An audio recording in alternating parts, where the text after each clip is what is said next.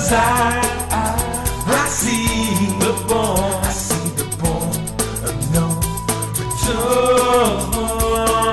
It's just ahead now, can't you see we're rushing for the end? I see the point of no return.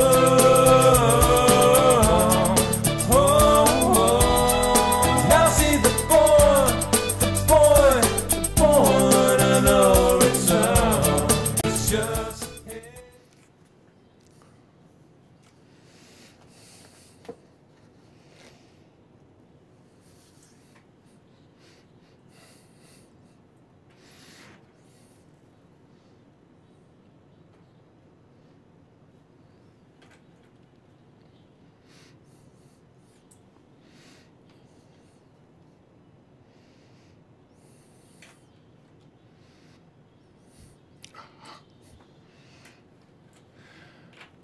Alrighty, good evening everybody. It's Tuesday again, February the 3rd, 2015. My name is Gary Hendershot. You're listening to Wide Awake News on the Rinse Radio Network. And you betcha, for about the next hour or so, I'm going to be doing some barking at the moon, as if I really could do anything about it. Alrighty, so how many football fans are out there? I have to apologize to all the football fans. I just, I'm just not much into the game.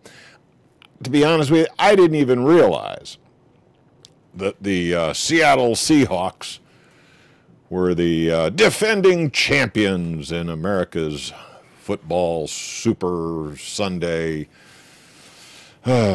extravaganza. But I understand the game got off to kind of a slow start. Now, those of you who are into this type of thing were probably sitting there with your chips and beer watching the whole darn thing. I understand that the game kind of started off slow, but man, those last 2 minutes were supposed to be very, very exciting. I'm going to read you a little bit of the coverage on the Super Bowl here for those of you who missed the revelries, such as myself. This is written by a big-time football fan, so let's see what he has to say. The final 125 seconds, roughly 2 minutes, included a perfect possession by Tom Brady for the go-ahead points, a juggling catch that would have been the play of the year, and a victory-clinching end-zone interception on a pass, not a run, from the 1-yard line. Boy, he makes it sound exciting, right? A Super Bowl that got off to a slow start wound up with a whoa finish, a lot like the New England Patriots' entire season. So the New England Patriots are now the Super Bowl champions. They all get a fancy ring, and for all I know, they get a date with Katy Perry. I have no idea. But, apparently, the last couple minutes of this game were noteworthy. I may even try to find me a short clip of that on YouTube. I mean, who wants to waste 2 hours watching a bunch of guys stand up, bunch of guys kneel down, guy passes ball, everybody falls on guy with ball. Who wants to watch 2 hours of that? But apparently the last couple minutes of this game were quite exciting, and even a non-football fan might want to take a look at that. So I'll find me a YouTube clip of that last couple minutes. Apparently it was quite exciting. In alternative media, the focus of Super Bowl coverage has been on the halftime entertainment. Now, every year, you get a bunch of these alternative media types, who, it's a satanic ritual, it's this, that, and the other thing, Hey, lighten up. It's supposed to be entertainment. Now, for all I know, the entire choreography of the halftime entertainment was a worship to the god Modoc or whatever. I don't care. I don't believe that stuff. I don't buy into it. So as far as I'm concerned, it's just a little bit of halftime entertainment while the players rest up for the second half of the game. If you go out of your way to find satanic symbolisms, you can find it in everything. I get a kick out of the guys who fold up the $1 bills and find all the intriguing little secrets in your pocket change. Yeah, okay. If you're into that type of thing, more power to you. Have fun with it.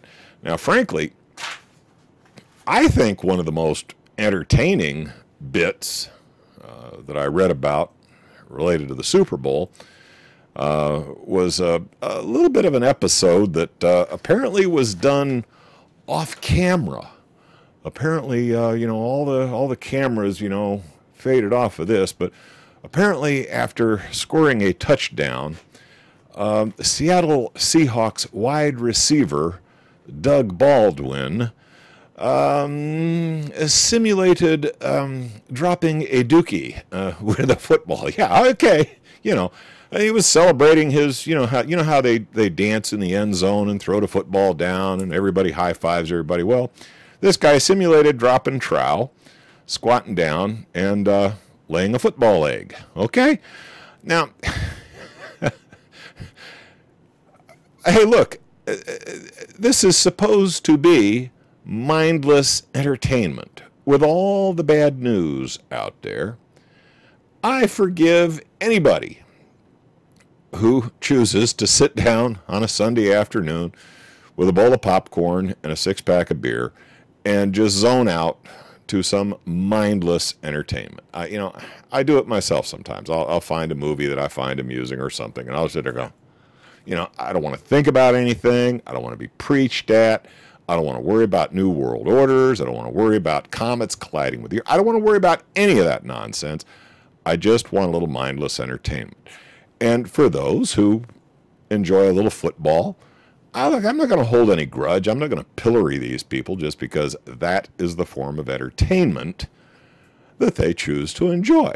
And frankly, I would have found the little skit with this guy simulating dropping his drawers and dumping a dookie, I would have found that laughable. I said, hey, that was funny. Okay, the guy made me laugh, give him a bonus. But instead, some are saying that the NFL may fine this guy possibly as much as $10,000 for his excessive celebration in the end zone. Hey, you consider and make up your own damn mind. Personally, I would have found that mildly entertaining. Probably more entertaining than Katy Perry doing her satanic dance. I don't know. Now on to more serious news. We had the State of the Union address here just after my last broadcast. And, of course, following on the heels of the State of the Union. By the way, the State of the Union is, hey, we're doing great. Everybody who wants a job has got a job. All of those of you out there who do not have jobs or are underemployed or are in some other way disadvantaged because of the state of the economy, it's your fault. Get off your ass. Learn how to say, hey, you want fries with that? Okay, because, there's plenty of jobs out there. You just got to, suck it in and take what's available. But, our imposter-in-chief has put forward a budget plan. Okay, now, for years we've been talking about how the federal government squeezes roughly $1 trillion a year out of the population of the United States. Yes, all you schmucks out there who pays your taxes like good Americans. All of you together provide roughly $1 trillion with a T. Man, that's a lot of zeros, okay? That is more zeros than an old country boy with straw for brains can count on his fingers and toes. Therefore, by definition, that is more money than I can possibly imagine. But by squeezing the U.S. population for everything they can possibly get, the government of the United States manages to extract $1 trillion in tax revenues. The problem is their penchant for spending money is well beyond their means. And they have for some years now been spending at a rate of $3 trillion, hence the concept of a national debt. Every year, the United States slides further and further and further into a debt load that cannot possibly be paid, even if the next 100 generations were to pay 100% of their gross revenue in taxes. Yeah. So, it's that absurd. But Obama's new budget plan calls for $4 trillion to be spent by the federal government. I think he's betting on a big windfall from that Obamacare abomination. What do you think? Where the hell are they? It doesn't matter, okay? Because here's the secret of money. It's just ink and paper. They got you running in a hamster wheel, chasing that piece of cheese that's just inches from your nose. They got you running in a hamster cage, chasing that cheese. Oh man, they just moved that cheese just a little further. Maybe if I run just a little bit faster. They got you running that wheel for ink and paper. It is backed by nothing except the sweat off your brow from your running on the hamster cage. Okay? Chinese had a whole bunch of Treasury notes come due. They went to the U.S. Treasury Department and said, "Hey, we got these Treasury notes. They're supposedly doing payable. We can't roll them anymore. They're fully mature. We want our dough." And the Treasury, we ain't got it. Well, you better have it by Chinese New Year because we got to clear our books. Yes, this really happened. It really happened. They wanted to cash in their Treasury notes, and the U.S. government ain't got the money because they haven't squeezed you hard enough. Don't worry, they'll get around to it. Yes, Obama's budget calls for 5.2% increase in taxes. So you see, you guys aren't paying enough tax. It's just that simple. You guys are, you're being greedy, and you're not paying Uncle Sugar enough.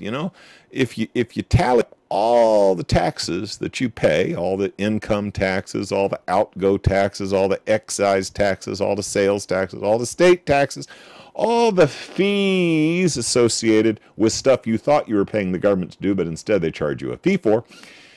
If you count it all up, you're only paying about 55-60% of your income in taxes. What the hell are you doing with that other 40%? Come on, cough up a little bit. Uncle Sugar's in a bad way. He's got to pay off the Chinese. We got a big debt to the Chinese he's got to pay. You don't need that 40%. I mean, what are you going to do with it? Stuff your mattress? It's just ink and paper.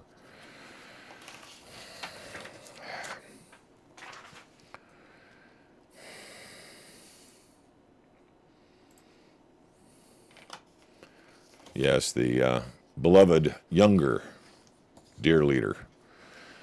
This is one of those things where, it could go either way. You're going to have to consider and make up your own damn mind.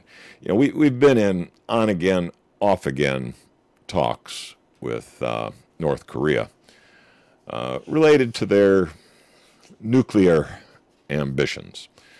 North Korea is a rather underdeveloped third world nation that is having a very difficult time feeding its population, but apparently they have the money to build some fairly robust missile systems. I mean, there is some indication that they may launch a satellite here soon. They've proven that they can throw missiles into intercontinental ranges. Yes, apparently the west coast of the United States, certainly Hawaii, is within range of missiles that North Korea is capable of fielding.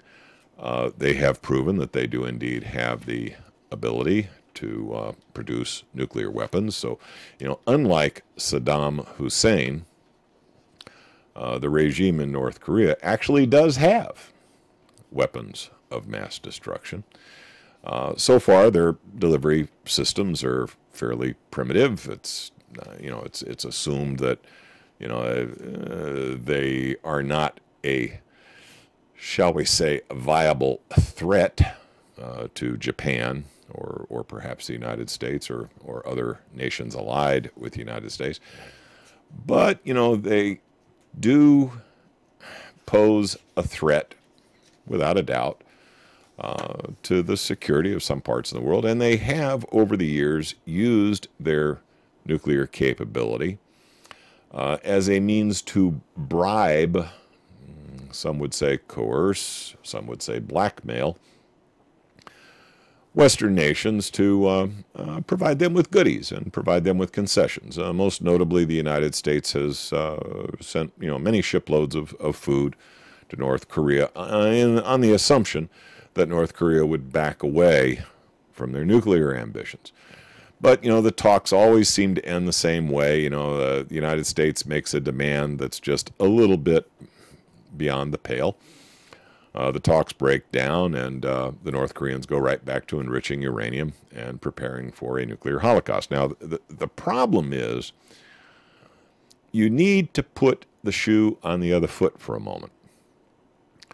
The United States and its allies and its interest have posed a significant threat to North Korea since right after World War II. Okay, the North Koreans have lived in a constant state of paranoia that the United States or its proxies in South Korea could invade at any moment and just stomp them out like a bug. So, yeah, if you were in that position where you were scared to death that at any moment some big bully is going to come in and just beat the living tar out of you, wouldn't you be shopping for a .357 Magnum? Well, yeah, the North Koreans, in their defense, out of fear of conquest, have armed themselves with a nuclear arsenal, and they've got a significant military force. They've got an awful lot of guys they could put on the ground.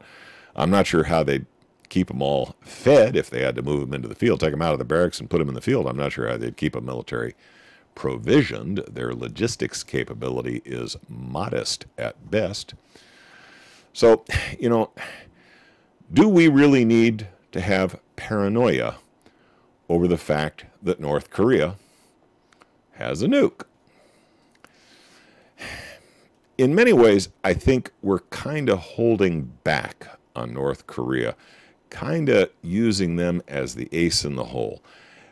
With the economy so upside down, with the economy looking like, my gosh, without the constant infusion of money from the Federal Reserve, the economy could crash at any time. We've had people saying, the Chicken Little, the sky is falling now for some years. Many of us are, having, economic collapse fatigue, expecting it to happen tomorrow. How long is my storable food going to store before? But I think they're using North Korea as kind of an ace in the hole. If they can't get a war started somewhere, and let's face it, if the economy was going to collapse and all the people of the world were going to actually point the finger at the guilty parties, these greedy bankers that have brought almost the entire world to its knees, if the entire world was going to point the finger back at the guys who are really guilty, wouldn't they be looking for a really nice distraction, something to get the people's mind off of the real cause of their problems? And if you can't get the darn Ukrainians to start World War III, and you can't get the darn Middle Easterners to start World War III, you gotta have an ace in the hole. And I think North Korea represents that ace in the hole. But the big news is the United States is once again talking to North Korea about possibly having some talks. Yeah, that's how it's reported. Yeah. U.S. and North Korea have been secretly discussing having talks about talks. Now, what worries me about this is, should these talks about talks fail, will we have yet another hot spot in the world just waiting to fire up World War III? And it's 1, 2, 3, what am I fighting for? Don't ask me, I don't give a damn. Next stop is Vietnam. Only this time, Lord only knows where it might be. Are you ready for it? You got plenty of storable foods? Bottom line, what if they threw a war and nobody showed? What if maybe we got savvy enough to realize that we were being played? I was pretty sure I had timed that one right. I'm hearing the music in the background. The studio needs to run some ads, sell some products to keep the lights burning. I'll be back with some more barking at the moon in just a few moments.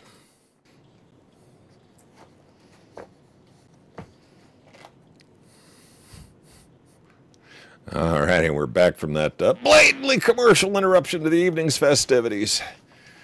You know, put a bunch of Americans together in one place, ask them all this one important question. Of all the government agencies out there, and I tell you, there's a fistful of them.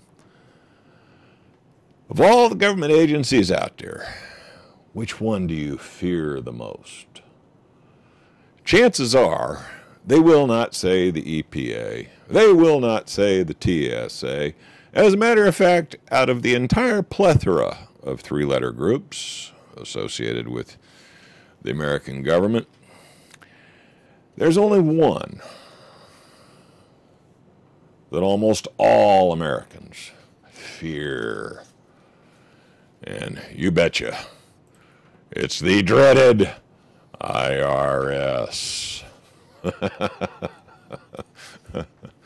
No, you can't take that business lunch as a deduction because we say so. We don't care how much business you did over that 3-martini lunch. That's entertainment, and no, that's not deductible. Well, the poor IRS is on Capitol Hill. They're talking about how, bad things are at the IRS. As a matter of fact, the IRS chief claims that we still have applications running on our computers that were running when JFK was president. Frankly, most Americans would just as soon have the IRS pushed back to hammers, chisels, and abacus, okay? Yeah, I mean, they want to tax you more so that they can account for your taxes better and make sure. Cry me a river. This is news, yeah, but at a Senate Finance Committee hearing just today, IRS Commissioner John Koskinen, Koskinen, Koskinen testified on IRS funding requests for the upcoming fiscal year. He admitted that the IRS is stuck in the past when it comes to technology. These are the guys who can't keep their hard drives straight. Okay, these are the guys who lose hard drives that have. I'm going to put that on my tax return this year. Hey, I can't file my taxes because my hard drive died, and then I sent it out to be crushed instead of recovered. So I can't possibly file my taxes this year because all of my financial data has been irretrievably lost. I mean, they have set the precedent, right? I mean, if it's okay for the IRS, it should be okay for us, right? Right? Yeah, yeah. Give the folks at the IRS more money. That's what Americans want their government to do. You betcha. Yeah, my BS alarm just went off. Man the lifeboats. It's up above your, yeah.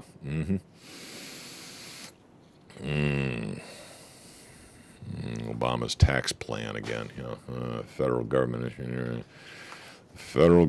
issued nearly 5.5 million work permits to foreign nationals since 2009. Yeah, that's what we need. I mean, we got Americans who are unemployed and or underemployed at a shocking rate. And what do we need? We need more cheap labor. That's what we need, yeah. And once again, my BS alarm is going out of control.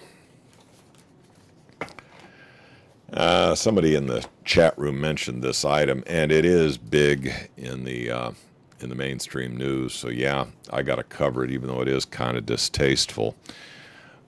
December 4th, 2014, First Lieutenant Mad Al-Kasasba, I hope I'm pronouncing the man's name correctly, 26, is captured after his F-16 fighter jet crashes near Raqqa in northern Syria, near the border with Turkey. Jordan is part of the U.S.-led military coalition that has been carrying out airstrikes against ISIS targets since September. December 24th, day before Christmas, ISIS releases a video appearing to show the pilot in the moments after the crash. I mean, they went out of their way to humiliate this man. They apparently dragged him along naked just to kind of rub it in. December 25th, the father of the pilot makes a plea for the release of his son, asking the Muslim militants to treat him like a Muslim. December 28th, a social media campaign of solidarity with the Jordanian pilot goes viral in Arab countries. Jordan's Queen Rania was one of the first to join. January 28th, Jordan says it is willing to hand over Sajida al-Rishawi, a prisoner in Jordan who was captured after being sent on an al-Qaeda bombing mission, if its captured pilot is released. Now, apparently there was a deal going on where one of the Japanese guys that was being held and this Jordanian pilot might be traded off for this female terrorist who is apparently involved in a bombing incident in Jordan. Now, this woman, apparently, she had the blow me up vest on her, and she was ready to go blow up a whole bunch of people, and the bomb failed. Jordanian police caught her, and she's in prison under threat of death. I mean, she's received a death penalty for her terrorist activities. Some hints came out of ISIS that they might be willing to make a trade. You give us our female terrorist, we may give you back your pilot, and perhaps we'll even release this Japanese guy too. The Japanese put a lot of pressure on the Jordanians, saying, "Hey, make the deal, we want our guy back." One of the Japanese guys who ISIS caught was kind of a wannabe Rambo who was tied in with some Japanese arms merchants, and apparently, he did not impress the ISIS guys enough, so they grabbed him, and apparently they did indeed kill that guy. Now, whether they beheaded him on video or not, that's another story. Apparently that guy's dead. The second Japanese guy was an independent journalist who figured that he had been in that part of the world before. He'd been grabbed by ISIS previously, and they let him go because he was a Japanese journalist. He figured, hey, should be safe for me to go in there and try and figure out what the real deal is. Well, this time they grabbed him. They may indeed have killed this second Japanese guy as well. And now reports can't come out that this Jordanian pilot may have been burned alive. Now, there is some video out there. I've seen the video. It's pretty tasteless. I don't know if this video is real or not. To me, it looks real.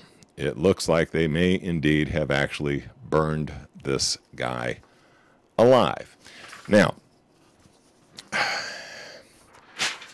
these ISIS guys are jerks. I mean, they are the best jerks that the Israelis and our CIA could possibly find and finance.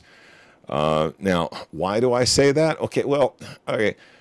Consider for a moment. I mean, if these guys were really the biggest, baddest, meanest kid on the block, the biggest, baddest bully going, why are their attentions so focused on Iraq and Syria, countries that, traditionally are fairly moderate Muslim nations?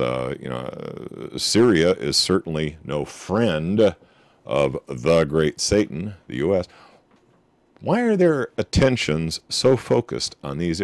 Why are they not facing off against their supposed nemesis, Israel? I mean, they're only a few hundred miles up the road. I'm hearing the music again. Time for me to back out of here for a few minutes while the studio sells some goods. I'll be back with the last segment of me barking at the moon in just a few moments.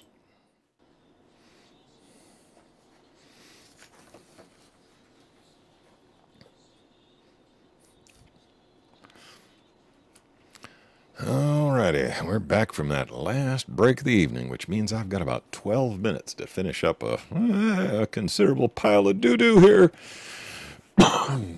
All is not well in Ukraine. U.S. interests in Ukraine are currently being threatened. It appears that those who inhabit the western half of Ukraine, that section that is controlled by the Kiev government, that is supported by the United States and the European Union, the people are are actually expecting their government to do their bidding. And let's see here. Several hundred protesters have reportedly tried to break into Ukrainian president's administrative offices in the country's capital of Kiev, but were repelled by security forces guarding the building. Demonstrators who demand access to the administration's conference room in order to make a TV statement are still clashing with the National Guard. So, it appears that U.S. and European interests in Ukraine may find themselves in a two-front war. They may find themselves in a battle with the eastern Ukrainians, that portion of Ukraine that is being supported by Russia, and the people of western Ukraine. Now,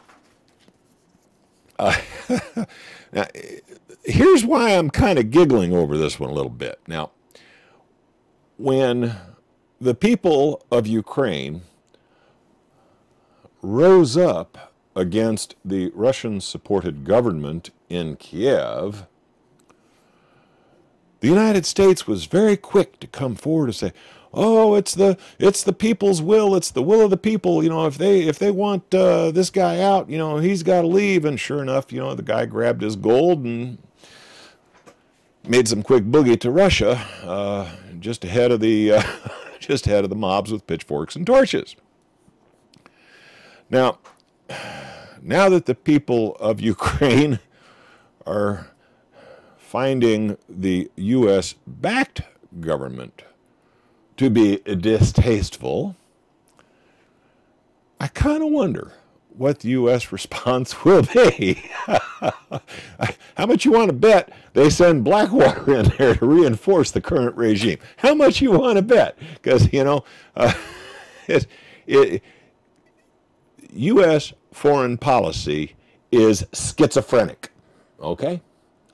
We support some of the nastiest, most despotic dictatorships in the world, Saudi Arabia, okay? And yet we find progressive leaders of nations who are responsive to their people's needs, but contrary to U.S. interests, Gaddafi, to be distasteful.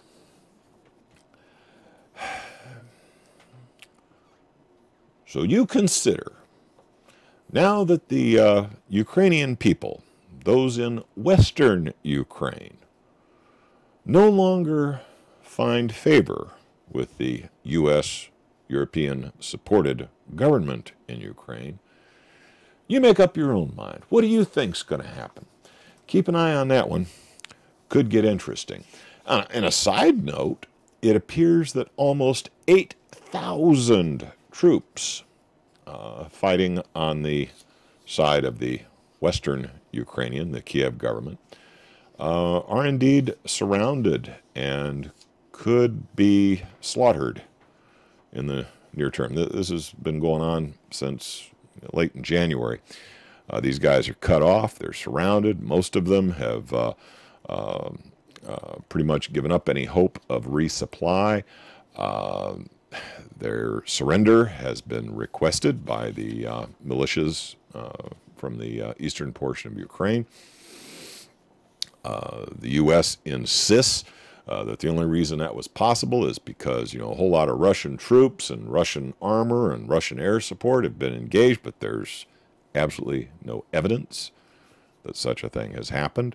What it appears is that the Western Ukrainian military forces are demoralized, have not been paid, have not been properly supplied, have not been rotated out of frontline service. They have basically been treated like the Goyim. And this is the result. This could be a crushing defeat for the Kiev government, and is probably one of the reasons why they have recently pressed into military service potentially as many as 50,000 conscripts. And so it goes. Now, a long time ago, back when dinosaurs roamed the earth, I was a kid. I was a teenager. And I remember looking forward to a little bit of snow hitting the ground.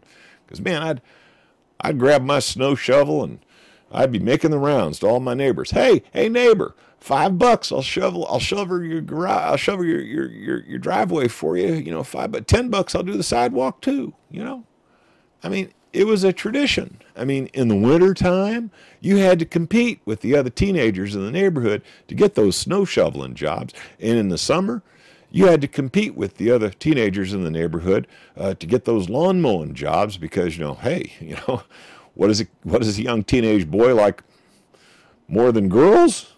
Pocket money, so you can go out with the girls. So you betcha, man, I was out there shoveling snow and I was out there mowing lawns, and I always had cash in my pocket, even as a teenager. I mean, for crying out loud, Mom and Dad were giving me an allowance of, I think, 25 cents a week or something like that. I could make $4 or $5 mowing a lawn. I could make $5-10 shoveling some snow. So, and I tell you, I was not the only teenage boy in the neighborhood that was out trying to hustle those jobs. Well, just to give you an idea of how times have changed, and I leave it to you whether or not this is a change for the better. In this nanny state we live in today, we are so afraid. Oh, you can't let those youngsters out there shovel snow. They might suffer a heart attack. Well, you're shoveling snow for the old geezer like me who got out there and shoveled the snow would have a heart attack. That young kid, he's okay. But, oh, it's child labor. It's child labor. Oh, you can't do that. Oh, the government's... Yeah, there were some kids in New Jersey, a couple of young fellas, who are out there hustling, trying to get some snow shoveling jobs. And I said, more power to them. Come on down here. I'm too old to shovel and drive anymore. I could use a little help. But, they're out there trying to hustle some gigs. One of the neighbors who saw something and said something called the cops on him. And these kids got hauled in, snow shovels and all. On what charge?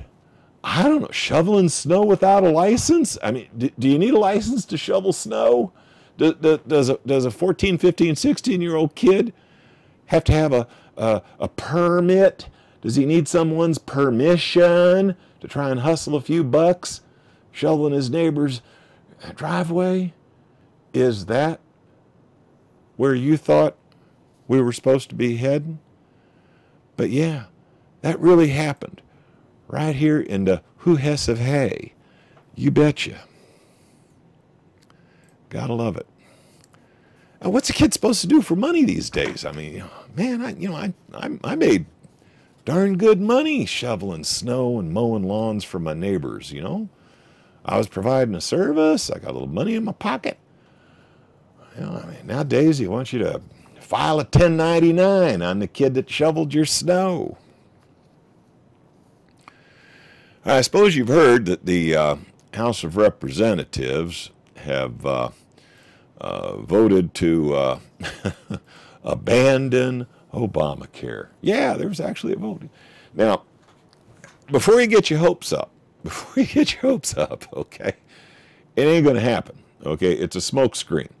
It's just like this bit with, the Republicans are going to bring down this illegal immigration.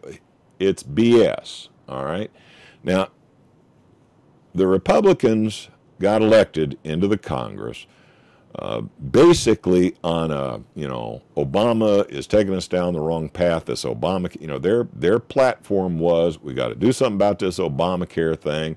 We got to do something about this immigration. Basically, we have to reject President Obama's cell phone and pen approach to running the United States. Basically, he has been legislating without a legislature, something that the president was supposedly not able to do under our Constitution. What many forget is that the constitutional republic that they thought we had was pretty much done away with during the U.S. bankruptcy of the mid-1930s. And since that time, the United States has been governed more as a corporation, where the president of the corporation might get advice and consent from the board of directors, but in the final analysis, he is the captain of the ship and he steers it where he wants to go. And if you really think the Republicans are going to save you from Obamacare, if you really think the Republicans are going to do something about this massive influx of illegals from the South, understand Mexico came out with a report. Seems last year Mexican illegals here in the United States sent $35 billion home to Mexico. So, if you do not think these immigrants are a drain on the economy of the United States, please think again. Consider the facts. Make up your own damn mind. These people are not here to become loyal Americans. They come here with an agenda in mind. They will maintain their culture. They will maintain their language. They will do as they damn well please. They will send their money back home to their home countries. And, if the jobs dry up or things become uncomfortable, they'll skip back over the border and go home until things ease up a little bit, and then they might come back. That's what's really going on here. So you betcha, if you think the Republicans are going to save you from Obamacare, if you think the Republicans are going to save you from this immigration nightmare, let's face it, let's call it what it is. It's an invasion. We are being invaded. And our government chooses to aid and abet instead of stopping it. We'll build a big fence for the Israelis all around Israel, but we will not enforce the borders of the United States. I'm hearing the music. I've done my share of barking at the moon for this week, but you betcha, I'll be back next Tuesday, and we'll just do it all over again. Good night, everybody. All righty. Well, I don't know. Did I hit on all the important topics, guys? All right. Who in the chat room had some important item that I neglected to mention? Was there something I should have covered that I missed? You know, I didn't talk about Bruce Jenner's sex change at all. Damn it, I missed that. You know, I got to tell you, if I'd have been married to Kim Kardashian's mama, I might be thinking about cutting mine off too. I don't know, but you know, Bruce Jenner becoming a woman. Yeah, I always thought he was a manly man. I don't know though. You know, he always did kind of look effeminate. But what the heck? All right. So what did I miss? How about this one? How about this one? I didn't talk about this one. Let me get my my proper screen up here. Let's see which one do I want? Yeah, I'll use this one here. There we go. Medical mafia calling for gunpoint quarantines of citizens who refuse vaccinations. There's a backstory behind this, okay?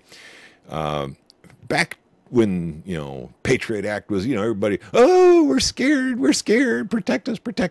Back when the Patriot Act was being done and Homeland Security was, they slipped a little ditty into all this legislation that basically gave the drug manufacturers absolute immunity from civil damages should their vaccinations cause harm.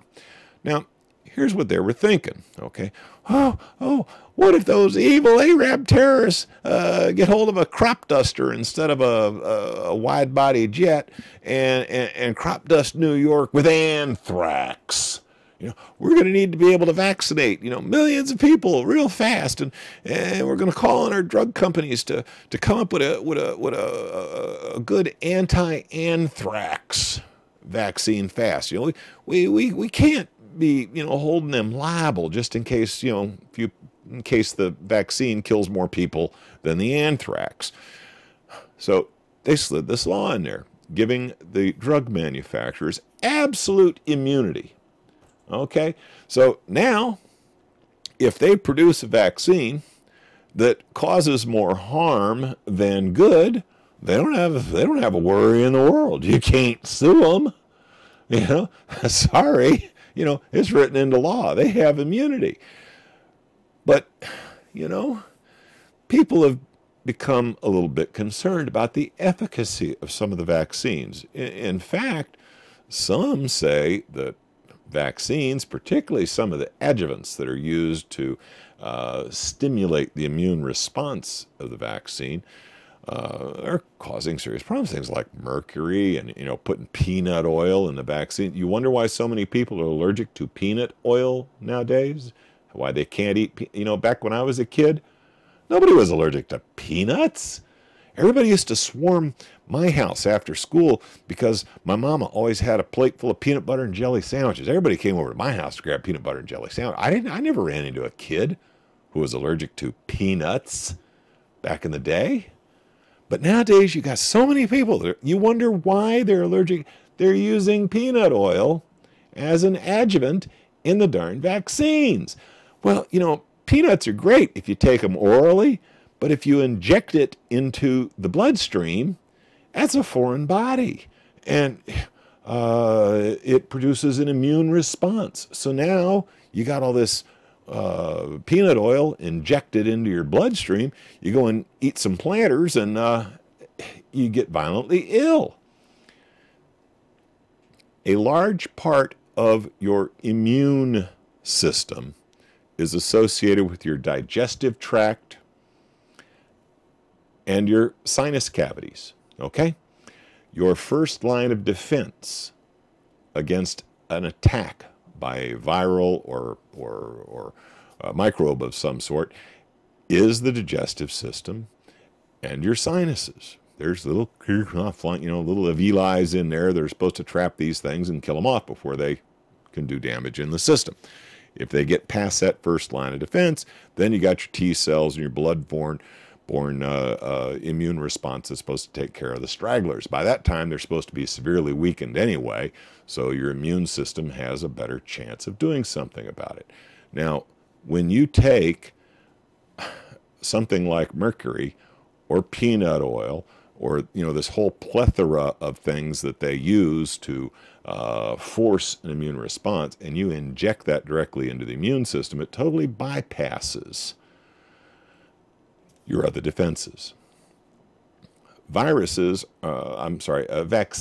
are typically produced by using a weakened form of whatever it is you're trying to go after.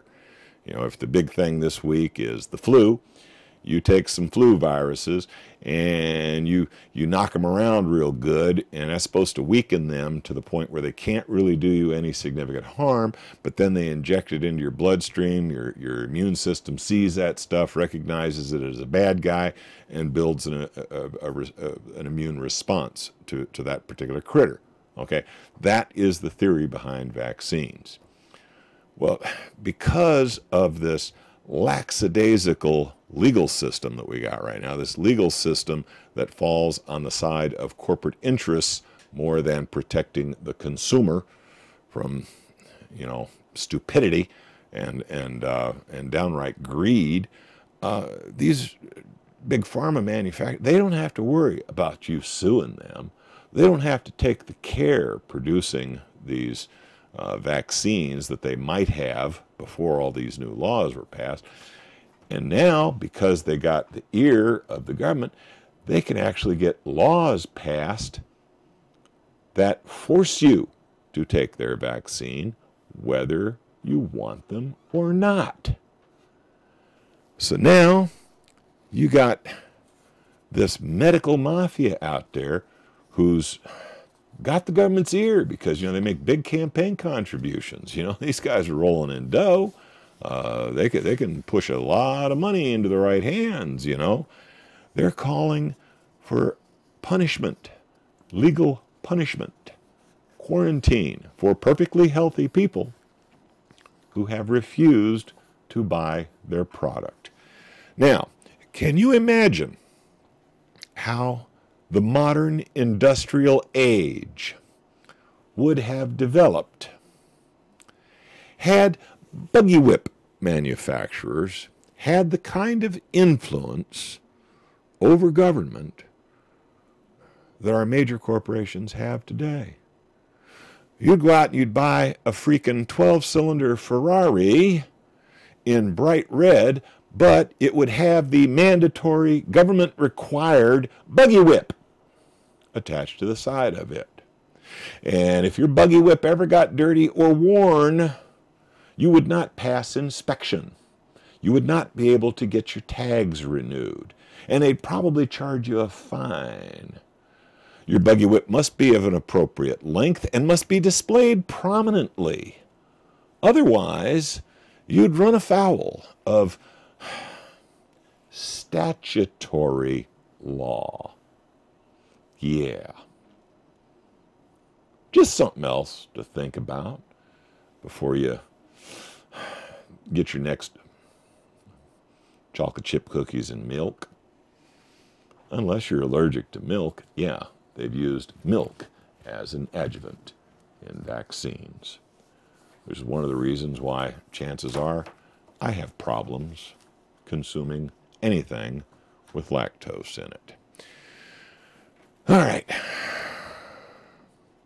I was going to spend a little bit of time talking about what the ECB is doing to Greece, but that story is still developing. I was going to talk a little bit about the House Benghazi committee and how that might impact Hillary Clinton's run for the White House, but frankly, those stories are boring and are mired in detail, but they are topics that you should at least have some passing familiarity with. I mean, that Ghazi incident has dirty, dirty, dirty written all over it, okay? That was not right, and apparently Hillary Clinton was into it.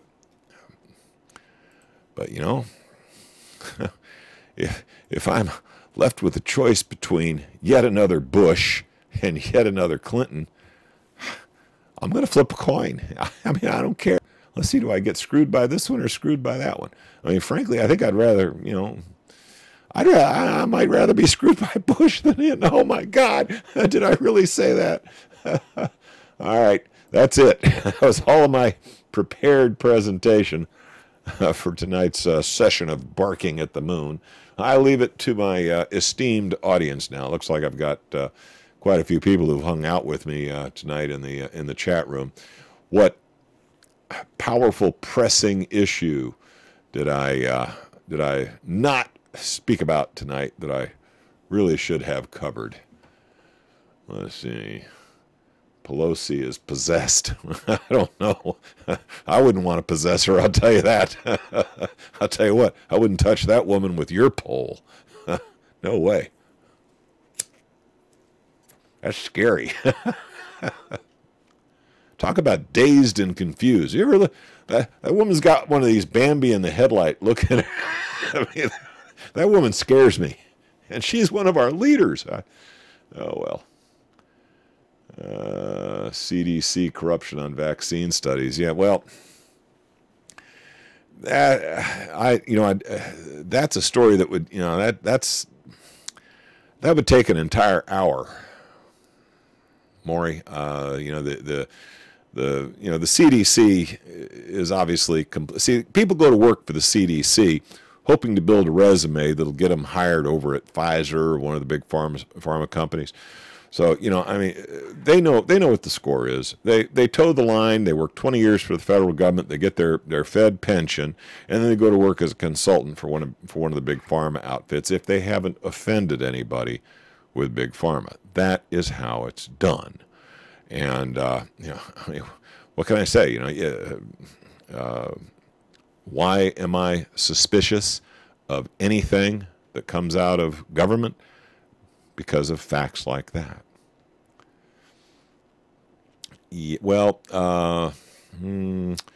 Greece is the hope for an actually democratic Europe. I don't know. I don't know. I don't know. What we may wind up seeing is Europe collapse into a bunch of little individual states again. It's possible. Of course, some people would welcome that. Some people would welcome a return to the individual identity of each European nation. Here in the United States, the states are somewhat more homogenized. At least they used to be. I mean, there's some states in the United States nowadays that may want to break off and become part of Mexico. I don't know. It used to be that the United States was somewhat more homogenous in its culture and race than Europe is, and all Americans, whether they lived in California or New York, they were Americans first. Yeah, I might be Italian, I might be German, I might be French, but I'm here now. I'm American. In Europe, it's somewhat different. They've always kind of maintained unique identities for each of those nations. Some would say that's part of the allure to Europe. Others say, hey, it's been a nonstop cause of warfare. My point of view is the cause of nonstop warfare has been banking interests who profit from war. They lend money to both sides, and then they lend money to everybody to rebuild. The banking interests have been the force in favor of war. Without that, I doubt very seriously if there would have been a World War I or a World War II, and there probably would not be anywhere near the tension in Europe that there is today. It's the banking interests that are the enemy of all of us, whether we speak French, German, Italian, or whatever. I wonder if NATO would actually make up a reason to, I imagine that there's going to be ISIS terrorists in Greece any day now. yeah, that's it. Them Greeks have joined up with ISIS. that's my story, and I'm sticking to it. We need to send a drone over there, maybe two.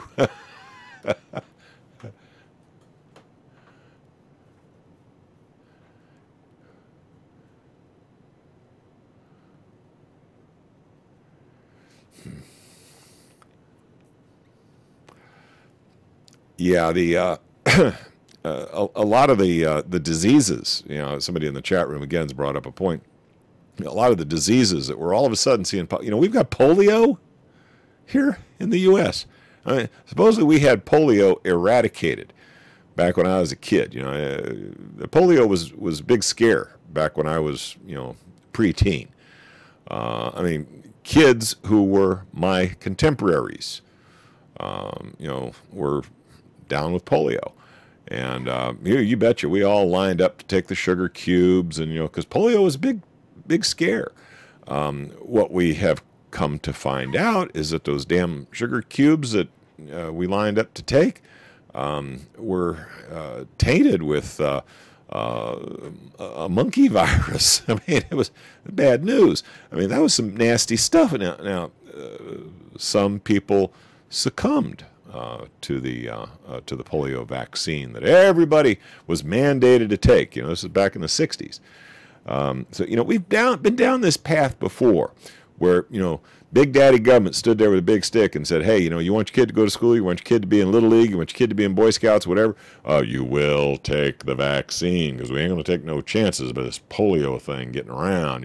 We got us a 100% safe vaccine, yeah." And then they infected a lot of people with this monkey virus that has turned out to be the cause of something Barr syndrome, some kind of fatigue, and there's all sorts of maladies that are associated with this thing.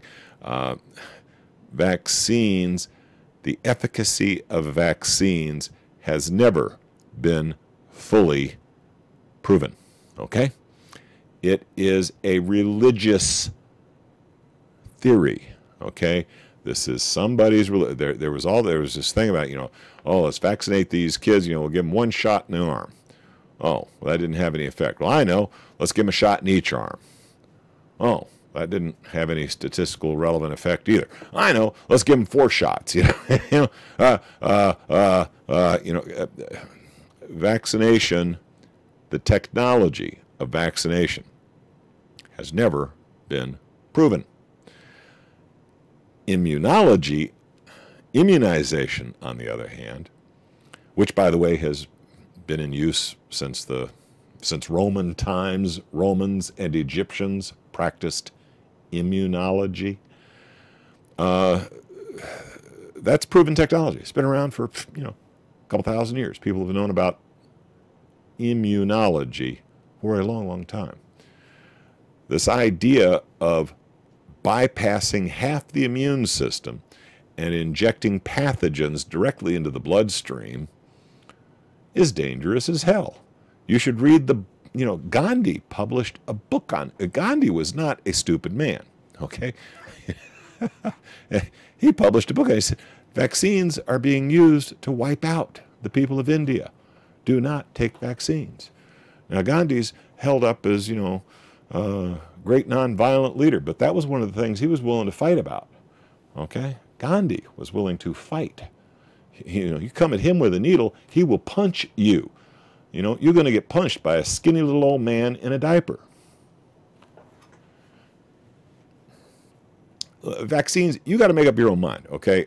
I will not take a flu vaccine. I have no interest in being vaccinated for anything.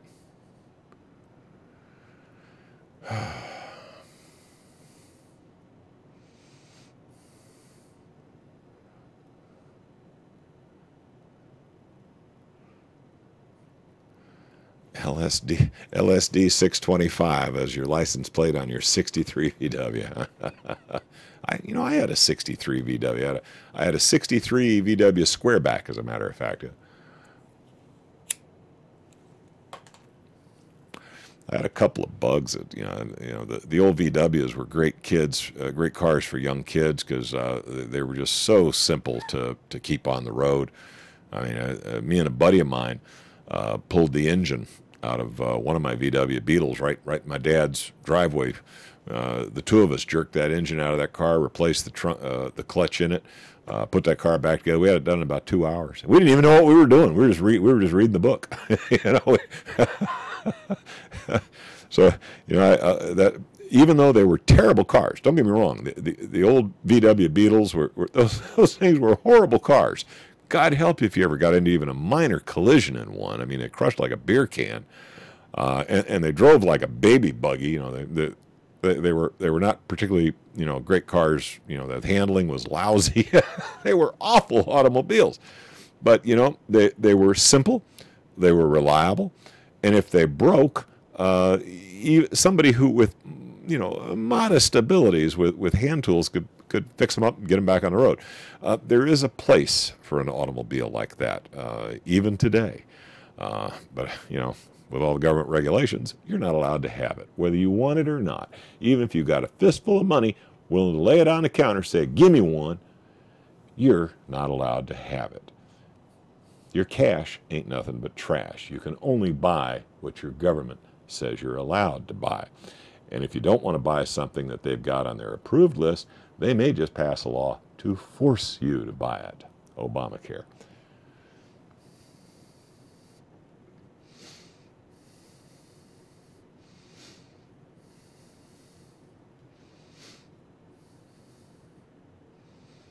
Yeah, I'm familiar with Mary Ferry and the monkey virus. Yeah, I read that book some years ago. Yeah.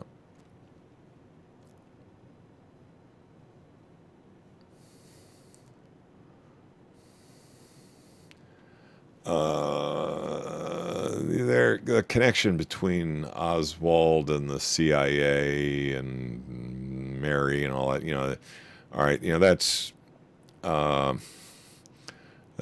in the realm of unproven. You know, there's a lot of speculation on that. The possibility that Oswald may indeed have been Bobby Kennedy's man, not CIA, but apparently working as an informant for the Justice Department, directly reporting to Bobby Kennedy. That holds a little bit more water. I mean, now that, you know, we're, I don't know, 50 years from the Kennedy assassination, you would think that we would finally be told the truth, but you couldn't take the truth.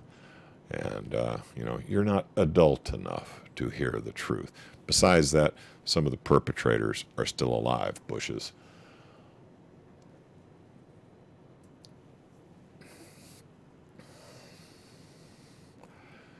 All right, guys, I've gone 20 minutes over time. Was there any other really hard-hitting news items that I just totally neglected tonight? Something that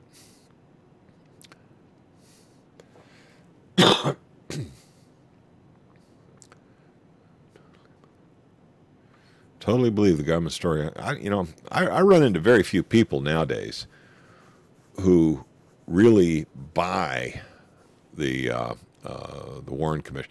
Yeah, most people, I think, at this stage in the game, the only person I know of who absolutely believes the government story on the Kennedy assassination and the 9/11 incident, the only person I know who actually buys 100% into that story, I think is my dad. You know, now whether they would agree with your theory on who killed Kennedy, whether they'd agree with your theory on how those buildings were brought down, you know, I mean, there's a lot of different opinions on that. But what most would agree on is that the official story stinks to high heaven, has more holes in it than Swiss cheese, and, you know, okay, so you know, best in most of these cases to find the points where everybody can agree and not worry about the fine details. I mean, when you've got a government that is a liar, that is a salient fact that most people can agree on. So hoist a beer over those items that you agree on, and whether you believe that the Twin Towers were brought down by space beams, aliens, whether George Bush did it personally with his magic Xbox, whether Dick Cheney, pushed the plunger on the dynamite that brought it down. No matter which scenario you buy into, agree to disagree on the fine details, but come together where we can all agree, which is that the official story was a lie. We were sold a bill of goods. And it was used to justify murdering millions of people who did nothing to us except deny us passage for our pipelines.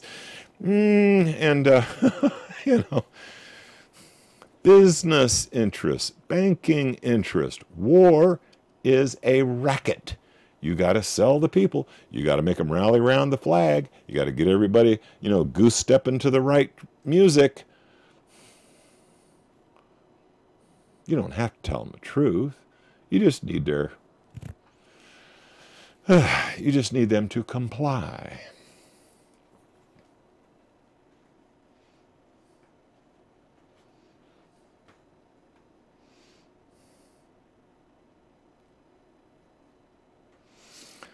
Alrighty, guys, I'm getting tired. My voice is starting to get a little shaky. It's about time for me to knock it off for this Tuesday.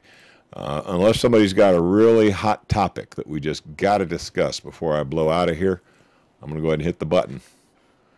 Going once, going twice. All right, guys, I want to thank you so much for spending your Tuesday evening listening to me bark at the moon as if I knew what the hell I was talking about. Like everything else out there, there's many opinions. You've got to consider the facts for yourself. And as always, make up your own damn mind. Don't be expecting, Superman and Green Lantern to swoop in and save you. It's really up to you. Well, that's it for me. Good night, all.